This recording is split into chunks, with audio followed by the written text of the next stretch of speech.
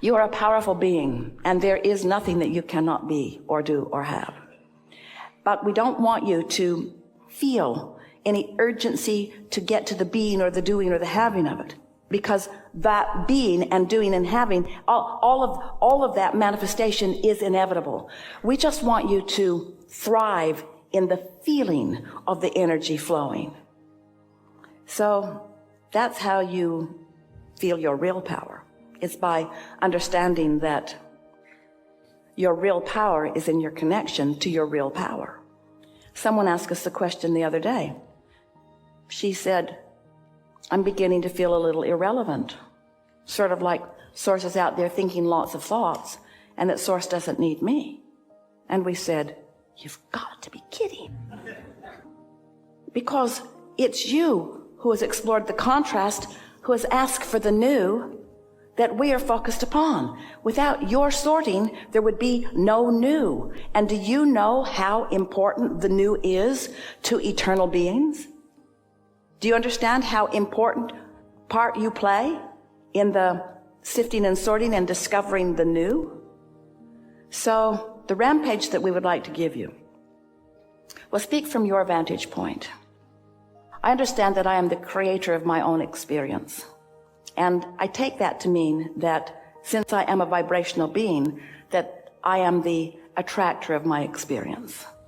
And I am understanding more every day that the way I set my receiver into a mode that lets things in is by what I broadcast. So there cannot be a difference in what I broadcast and what I receive. So I've decided to spend no more time looking around for what I need to receive. Instead, I'm going to put my emphasis upon what I am broadcasting. I'm going to revel in the beauty of my time and space. I'm going to revel in the beauty of those who surround me. I'm going to become a broadcasting genius for the singular purpose of feeling good. I'm beginning to understand that my inner being is in perfect alignment with all things that I want, that my inner being holds no resistance anywhere in that vibration, and that when I do, then I cause somewhat of a separation. I also now understand, I really get this, that when I introduce resistance, my inner being does not hold any grudge about it. My inner being still looks at me the same, whether I dip in my energy or not. And because my inner being maintains the frequency of who I really am, no matter what I'm doing, that is the singular reason that I ever feel negative emotion. If my inner being would empathize with me, there would be no deviation or variation in my frequency. And so I would feel no negative emotion. But the very existence of negative emotion means my inner being is here in pure positive energy and looking at me, aware of me, focused with me, powerful me, important me, the same energy that creates worlds, focused through me to assist me in moving in the direction of the things that matter to me. Isn't that thrilling for you to know that? Don't you feel more important in your creating? Do you understand the importance of your alignment and the importance of your standing here in this leading edge time and space? Sometimes you forget, and that's why we are here to remind you, to help you to find the vibrational alignment with the whole of who you are. Because everything is about now. The junction where you and your personality meet, the non-physical you, is right here and now.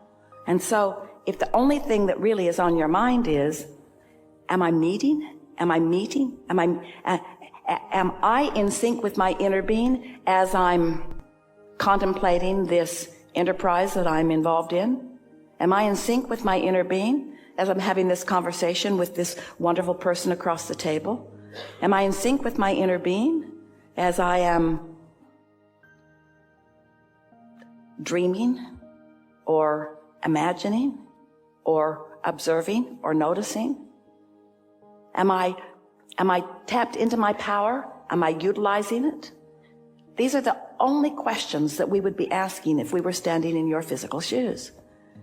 If you ask, how long will it take me? We would say, how long does it take you to get happy and stay there mostly?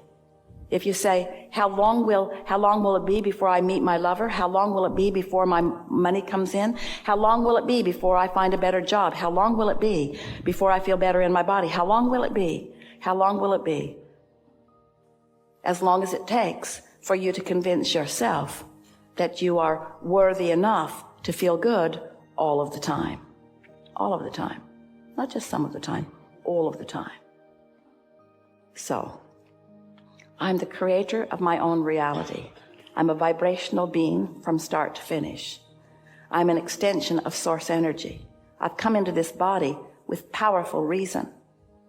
The powerful reason that I've come forth with is to explore the contrast that is variety, the contrast that is valuable, the contrast that helps me to focus, the contrast that helps me to decide, the contrast that causes me to put things into my vortex, the contrast that calls my inner being to me, the contrast that creates the desire that my inner being focuses endlessly upon, the desire that is germinating in my vortex that I can feel while I cannot see it, the creation that is there that my inner being is tending, that my inner being is liking, that my inner being is sending me clues about, that my inner being is inspiring me to glimpses about. The reality that is a sure thing. It's a vibrational reality, but it is certain to turn into things that I can see and hear and smell and taste and touch. And in the meantime, the satisfaction of my inner being who sees it all clearly is enough satisfaction for me. And it turns out that every single thing I wanted, whether it is a material object or a state of being or a relationship or a pile of money or a circumstance or an event, it turns out that everything that I have ever wanted, or anyone else as well, everything that I've ever wanted is for one reason only. I think I might feel better in the having of it. And now I've figured out something very important. I've figured out how to feel better even in the not yet having of it. And in the not yet having of it, when that doesn't matter, when I've captured the feeling of it, then not only have I set myself up for happily ever after, but everything that I've ever wanted must come into physical fruition. It must come. You can't miss. There's no way out. You cannot. Soon we will hold seminars on demanifestation. Abraham, all of the things that I've been asking for have come into full fruition, and now each one of them is leading me to a new idea and a new idea and a new idea. I'm beginning to feel greedy because I have such an appetite for more and more and more and more and more wonderful things. And we say, your appetite is not for more things. Your appetite is for more reason to focus with your inner being, who is the energy who creates worlds, you see. You are creators. You will never feel good when you are limp. You will only feel good when you are focused. And when you tap into this energy that creates worlds, your ambitions will soar because you are meant to create your own reality. You didn't come here to lay under a tree and wonder why you're not getting the things that others are getting. You came to create. You are so blessed and so worthy.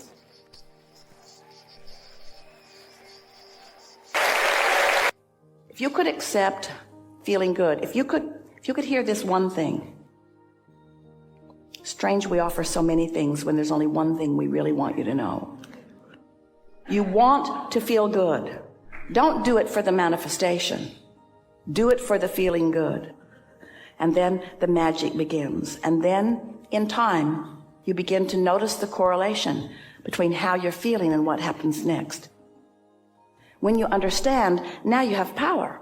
But if you don't understand how the universe works, and you don't understand what vibrations are, and you don't understand what resisted, contradicted vibrations feel like, and you don't understand what being plugged in feels like, then you have no power. But when you do, even when you're standing in a negative place, you are still empowered. Most people offer most of their vibration in response to something that they are observing. So when you're observing a condition that is pleasing, it might plug you in. But when you're observing a condition that isn't pleasing, it might unplug you. And so that's why we would rather that you care about how you feel than looking for conditions that make you feel better, because that can be a real trap. Oh, I see this and I feel really good, and I see that and I feel really bad. So this condition needs to change so that I can feel better. Now you're in trouble. Now you're acting a bit like much of the world, where you're trying to control the behavior of others so that you can feel better. And freedom only comes when you decide that you don't need anyone or anything to change in order to feel better. And then what happens if you are consistently in harmony with something, and there's something in your experience that you are consistently not in harmony, but you wisely turn your attention from it for just a little while so that you stay plugged in to the content of your own vortex. What happens is law of attraction calls you this way while they're calling the thing that is bothering you in another direction. And that's law of attraction harmony too, isn't it? We think as we tell you these things that that's going to help you. So your inner being, we've been describing your inner being as being in the vortex. So here's your inner being aware of you. Do you believe it when we say that? Non-physical source aware of you. So not just those in your family who are now dearly departed, not just those in your own lineage, but all kinds of creators and entrepreneurs and masters and healers and teachers and lovers. This is something that most physical beings don't understand. You are on the leading edge, and all that is non-physical is focused forward here with you. No one's reminiscing about the good old days, because these are the good new days. No one's feeling any nostalgia for another time. Everyone's reveling in the potency of what's going on here and now. So here you are, sifting through life and coming to some conclusions, and all of this non-physical energy focused upon the conclusions that you've come to, and believing you, taking you at your vibrational word, that when you knew what you didn't want, you knew what you did want. And so focusing upon the purity of what you do want. All eyes on you. But not just on the vortex version of you, on the physical version of you too, because in this non-physical energy stream, as we are looking at you, even if you are out of sync with who you really are, we still behold you as you really are. So we're holding a vibrational frequency for you that makes it easier, more possible for you to click into who you really are. So this is the part that we know that you'll like. In every moment, as you are contemplating something, as you rest in the interest of that contemplation, just stop for a moment and think about all of us who are thinking these thoughts with you. Think about yourself for just a little while, being the receiver of that broad knowing, and feel the non-physical knowledge flowing to you. But you know what? You must be the interpreter of it. In other words, it doesn't exist without your reception of it.